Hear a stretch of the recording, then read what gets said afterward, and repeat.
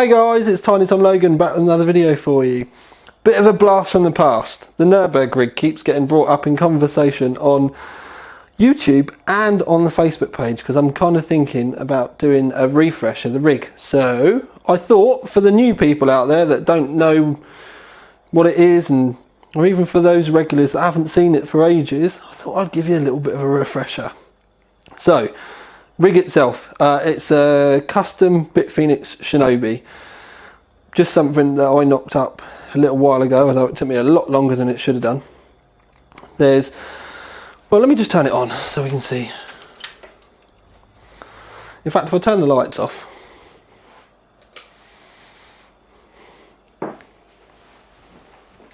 we're getting there, don't worry. Woohoo! There we go.